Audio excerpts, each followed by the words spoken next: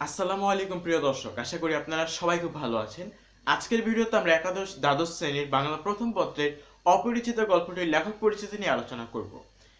আজকের এই ভিডিওতেই আমরা অপরিচিত গল্পের লেখক পরিচিতি সম্পর্কে বিস্তারিত জানার চেষ্টা করব এবং আমরা একটি প্লেলিস্ট ক্রিয়েট করব যেখানে হচ্ছে এইচএসসি বাংলা ফার্স্ট পেপার। সেই প্লেলিস্টে ইনশাআল্লাহ এই বাংলা প্রথম পত্রের বইয়ের প্রতিটি গল্প, প্রতিটি কবিতা সবকিছু নিয়ে ভিডিও আপলোড করা হবে সিরিয়াল বাই সিরিয়াল। তো আশা করি তোমরা আমাদের সাথে শেষ পর্যন্ত থাকবে এবং আজকে আমরা লেখক পরিচিতি আলোচনা করছি এবং পরবর্তী ভিডিওগুলোতে আমরা লেখক পরিচিতির পর যে গল্পটি আছে মূল গল্প, রিডিং লাইন বাই লাইন পড়বো এবং পাঠ পরিচিতি, শব্দার্থ টিকা ইত্যাদি প্রতিটি বিষয় আমরা বিস্তারিতভাবে তোমাদের সাথে বুঝিয়ে দেওয়ার চেষ্টা করবো ইনশাআল্লাহ। তো আশা করি তোমরা আমাদের সাথে শেষ পর্যন্ত থাকবে। তো চলো আজকের ভিডিওটি আমরা শুরু করি। ওকে, সো আজকে আমরা অপরিচিত গল্পটির লেখক পরিচিতি নিয়ে মূলত আলোচনা করব। আমরা পার্ট বাই পার্ট প্রতিটি ভিডিও আপলোড করব যেখানে প্রত্যেকটি বিষয় আলাদা আলাদাভাবে আপলোড করা হবে। সো প্রথমত আজকে আমরা অপরিচিত গল্পটির লেখক পরিচিতি নিয়ে আলোচনা করছি।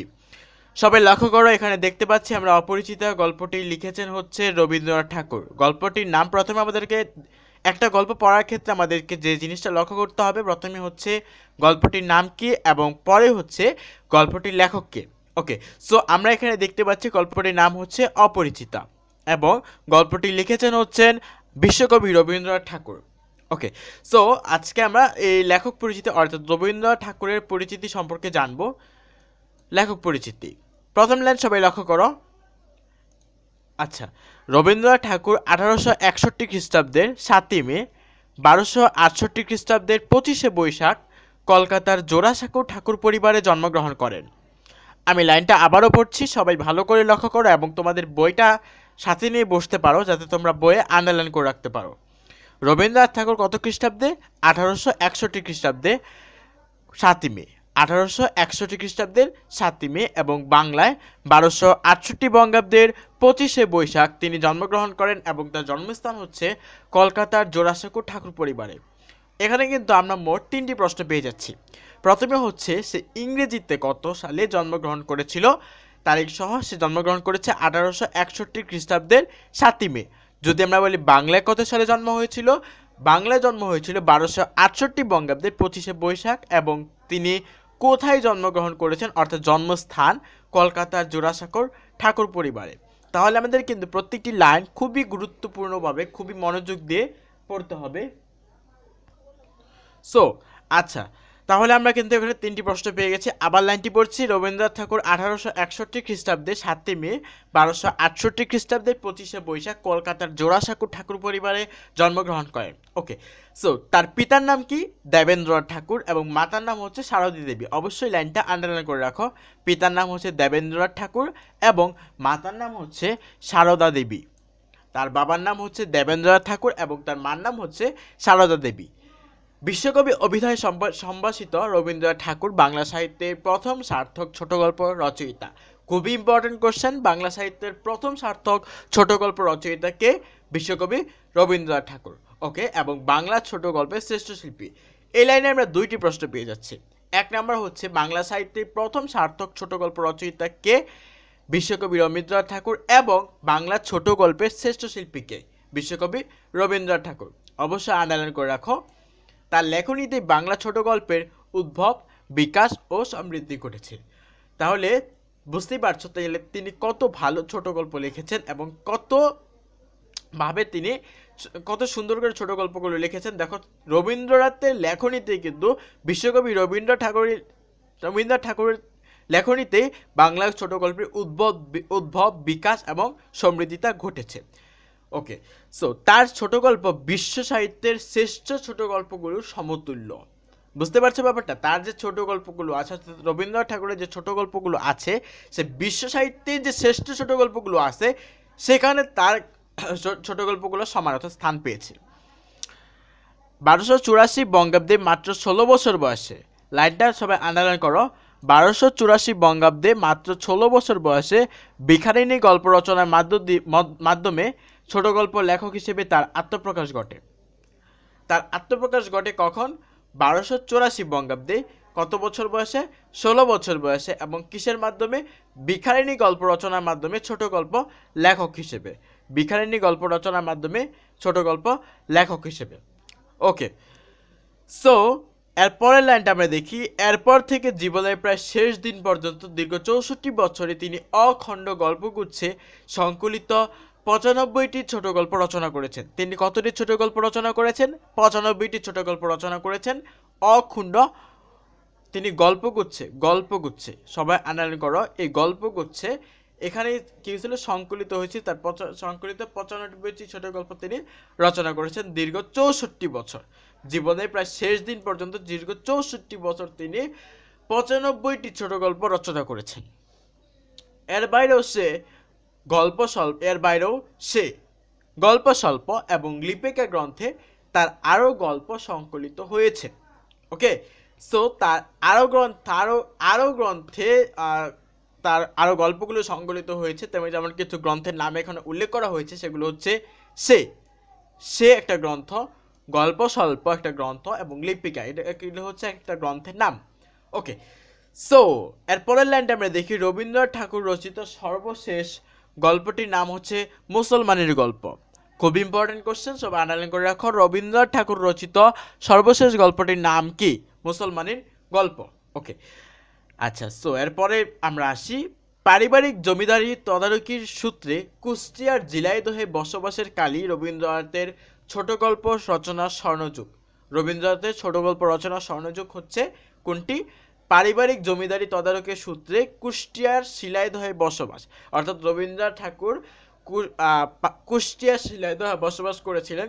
কি কারণে? পারিবারিক যে জমিদারি ব্যাপার স্যাপার ছিল, সেই সূত্রে তিনি কুষ্টিয়া ঝিনাইদহে বসবাস করেছিলেন এবং এই কারণে এই সূত্রেই রবীন্দ্রনাথের ছোট গল্প রচনার স্বর্ণযুগ তৈরি হয়ে গেছে। সোনার তরী কাব্যের শ্রেষ্ঠ কবিতাগুলো তিনি একই সময়ে রচনা করেন। সোনার তরী কাব্যের শ্রেষ্ঠ কবিতাগুলো তিনি কিন্তু একই সময়ে রচনা করেছিলেন। প্রকৃতির পটে জীবনকে স্থাপন করে জীবনের গীতিময় বিশ্বজনীন প্রকাশী জীবন গল্পের শ্রেষ্ঠ সম্পদ। প্রকৃতির পটে জীবনকে স্থাপন করে জীবনের গীতিময় বিশ্বজনীন প্রকাশী রবীন্দ্র গল্পের শ্রেষ্ঠ সম্পদ। তবে 20 শতকে রচিত গল্পে প্রকৃতি ও গীতিময়তার স্থলে বাস্তবতায় প্রাধান্য পেয়েছে। গল্পকার হিসেবে তিনি যেমন বরেণ্য, ঔপন্যাসিক হিসেবেও বাংলা সাহিত্যে তার স্থান সুনির্দিষ্ট। তিনি যেমন গল্পকার হিসেবে একদম জনপ্রিয় হয়েছেন, প্রচারিত আছেন সবার সামনে, ঠিক তেমনই তিনি কিন্তু একজন ঔপন্যাসিক হিসেবে বাংলা সাহিত্যে তার একটা ভালো একটা স্থান রয়েছে। তার রচিত উপন্যাসগুলোর মধ্যে হচ্ছে চোখের বালি, গোরা, চতুরঙ্গ, ঘরে বাইরে, শেষের কবিতা, যোগাযোগ, এগুলো হচ্ছে বাংলা উপন্যাসের শ্রেষ্ঠ সম্পদ। কি কি দেখলাম আমরা? তার উল্লেখযোগ্য রচিত উপন্যাসগুলোর মধ্যে বাংলা উপন্যাসের শ্রেষ্ঠ সম্পদ কোনগুলো? চোখের বালি, গোরা, চতুরঙ্গ, ঘরে বাইরে, শেষের কবিতা, যোগাযোগ। আচ্ছা, নাটক রচনার ক্ষেত্রে রবীন্দ্রনাথের শ্রেষ্ঠত্ব অবিসংবাদিত। নাটক রচনার ক্ষেত্রে রবীন্দ্রনাথের শ্রেষ্ঠত্ব অবিসংবাদিত, মানে তিনি অনেক ভালো নাটক রচনাও করতে পারতেন। তার রচিত বিশেষভাবে উল্লেখযোগ্য নাটকগুলো হলো রাজা, অচলায়তন, ডাকঘর, মুক্তধারা, রক্তকরবী, এই 5টা। আবারও বলছি, রাজা, অচলায়তন, ডাকঘর, মুক্তধারা এবং হচ্ছে রক্তকরবী। ওকে, অবশ্যই এই কি করবে, তোমাদের খাতা তোমরা এই যে নাটক, উপন্যাস, ছোট গল্প, এগুলো কি করবে? আলাদা আলাদাভাবে নোট করে দিবে। তাহলে কি হবে? বিষয়গুলো পড়তে বুঝতে আরও অনেক বেশি সুবিধা হবে। তাছাড়া তোমাদের সুবিধার্থে আমি আমাদের যে ফেসবুক গ্রুপ আছে সেখানে একটা পোস্ট করে দিব তোমাদের জন্য, খুব সুন্দর করে সাজিয়ে, যে লেখক পরিচিতিটা নিয়ে খুবই সুন্দর করে সাজিয়ে একটা পোস্ট করব। সেখানে আমি কি করব? সুন্দরভাবে উপন্যাস, নাটক, কোনগুলো ছোট গল্প রয়েছে আলাদা আলাদাভাবে করে সাজিয়ে দেব। সো তোমরা আমাদের ফেসবুক গ্রুপে জয়েন হয়ে যাও নিচে তার ডেসক্রিপশন বক্সের লিঙ্ক থেকে, তাহলে তোমরা কিন্তু খুব সহজে ইজিলি পোস্টটা পেয়ে যাবে এবং এতে কি হবে? তোমাদের বিষয়টা পড়তে এবং বুঝতে আরও অনেক বেশি সহজ হবে। ওকে, 1941 খ্রিস্টাব্দের 7 আগস্ট, 1348 বঙ্গাব্দের 22 শ্রাবণ জোড়াসাঁকো ঠাকুরবাড়িতে রবীন্দ্রনাথ ঠাকুরের জীবন অবসান ঘটে। কতটা? ইংরেজিতে হচ্ছে 1941 খ্রিস্টাব্দের 7 আগস্ট, আর বাংলা হচ্ছে 1348 বঙ্গাব্দের 22 শ্রাবণ। 1348 বঙ্গাব্দের 22 শ্রাবণ জোড়াসাঁকো ঠাকুরবাড়িতে রবীন্দ্রনাথ ঠাকুরের জীবন অবসান ঘটে। তাহলে তিনি জন্মগ্রহণ করেছিলেন জোড়াসাঁকো ঠাকুরবাড়ি পরিবারে এবং তিনি মৃত্যুবরণ করেছেন জোড়াসাঁকো ঠাকুরবাড়িতে। তার জন্ম সালটা ছিল 1861 খ্রিস্টাব্দ এবং তার মৃত্যু সাল ছিল 1941। তাহলে তার জীবনকাল ছিল 1861 থেকে কত 1941। 1861 থেকে 1941, অর্থাৎ তিনি তার জীবনকাল ছিল 80 বছর, অর্থাৎ তিনি 80 বছর জীবিত ছিলেন। আর যদি বাংলায় ধরি আমরা, তাহলে তিনি হচ্ছে 1268 বঙ্গাব্দে জন্মগ্রহণ করেছিলেন এবং 1348 বঙ্গাব্দে মৃত্যুবরণ করেছেন। সো আবার আমরা একটু যদি লক্ষ্য করি, তাহলে মেন পয়েন্টগুলো হচ্ছে তার পিতার নাম হচ্ছে দেবেন্দ্রনাথ ঠাকুর, মাতার নাম হচ্ছে সারদা দেবী। তার প্রথম সার্থক ছোট গল্প, তিনি হচ্ছেন প্রথম বাংলা সাহিত্যের সার্থক ছোট গল্প রচয়িতা এবং বাংলা ছোট গল্পের শ্রেষ্ঠ শিল্পী।